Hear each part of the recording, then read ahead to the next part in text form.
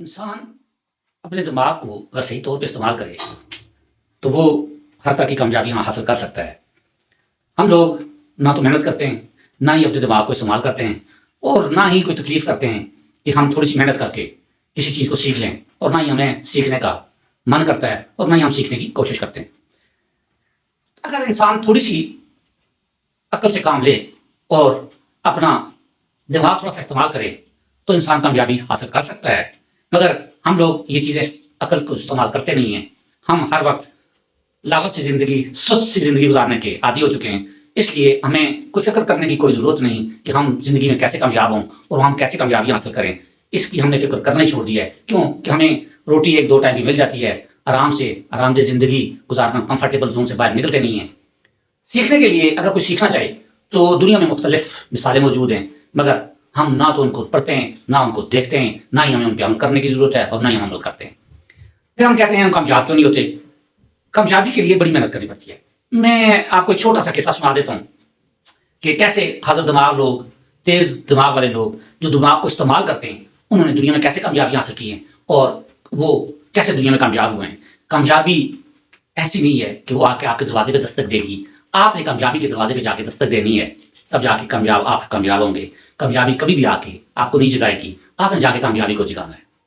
پاکستان اور انڈیا جب ایک ہی تھے، متحدہ ہندوستان تھا، تو وہاں پہ انگریزوں کی حکومت تھی، تو انگریز دور حکومت میں یہ آرڈر ہو گیا کہ جی تمام دکاندار، تمام بازار شام کو 6 بجے بند ہوں گے، کوئی بھی دکان کھلی نہیں رہے گی۔ اگر کوئی دکان کھلی رہے گی تو اس دکاندار کو سزا ملے گی۔ ایک مسلمان دکاندار کی گھڑی جو تھی وہ 10 منٹ پیچھے تھی، اور اس نے ٹھیک 6 بجے دکان بند نہیں کی۔ اتنی دیر میں جو حکومتی اہلکار تھے وہ آگے، اور انہوں نے آ کے اس مسلمان دکاندار کو گرفتار کر لیا اور اس کو عدالت میں پیش کر دیا۔ جج تھا کہ کسی صورت ماننے کو تیار ہی نہیں تھا، وہ ہر حال میں اس مسلمان دکاندار کو سزا دینا چاہتا تھا۔ جو اس مسلمان دکاندار کا وکیل تھا، اس کے سارے دلائل بے سود ثابت ہو رہے تھے، اور وہ جج تھا کہ وہ اس کو سزا دینے پہ تلا ہوا تھا۔ انہوں نے بڑی کوشش کی کہ اس مسلمان دکاندار کو چھوڑ دیا جائے، مگر جج کوئی بات سن ہی نہیں رہا تھا، اور وہ ہر حال میں اس مسلمان دکاندار کو سزا دینا چاہتا تھا۔ مگر وکیل بھی تھا کہ ہار ماننے والا نہیں تھا، اور کسی صورت وہ یہ نہیں چاہتا تھا کہ اس کے جو دکاندار ہے، جو اس کا کلائنٹ ہے، اس کو سزا ہو جائے۔ وکیل نے ایک بڑی بہترین ترکیب استعمال کی۔ اس نے کہا کہ میں درخواست کرتا ہوں جج صاحب کہ عدالت میں موجود جتنے بھی لوگ ہیں ان سب کی گڈیاں اتار کے تو جج کے سامنے پیش کی جائیں۔ تو آرڈر کا حکم ہوا تو اس کی تعمیل ہوئی، تمام لوگوں نے اپنی گڈیاں اتاری۔ جج نے آرڈر کیا کہ تمام لوگ گڈیاں اتارے اور جام میرے ٹیبل پہ رکھے، تو تمام لوگوں نے گڈیاں اتاری اور جج صاحب کے سامنے رکھ دی۔ جب سامنے رکھی تو جج اب وکیل کی طرف دیکھنے لگ گیا کہ اب آپ اگلی کیا بات کر رہے ہیں، گڈیاں تو میرے سامنے جمع ہو گئی ہیں۔ تو انہوں نے کہا کہ عزت مآب، کیا یہ ساری گڈیاں جو ہیں یہ ایک جیسا ٹائم دکھا رہی ہیں؟ تو جج نے جب گڈیوں کو دیکھا تو ان پہ مختلف ٹائم تھا۔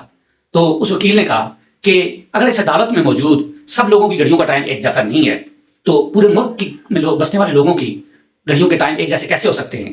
اور اس لیے یہ اس مسلمان دکاندار کی گھڑی کبھی ٹائم اس کے ساتھ نہیں مل رہا۔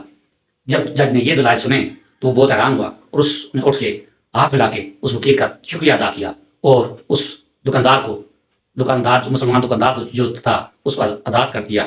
اور کیا آپ جانتے ہیں وہ وکیل کون تھا؟ وہ وکیل قائد اعظم محمد علی جناح تھے۔ بات یہ تھی کہ ذہانت کسی کی میراث نہیں ہوتی، ذہانت سیکھنے سے، عمل کرنے سے، پڑھنے سے آتی ہے۔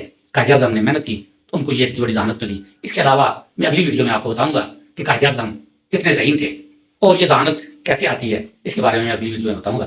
آپ اگلی ویڈیو تک ہمارے ساتھ جڑے رہیے۔ شکریہ۔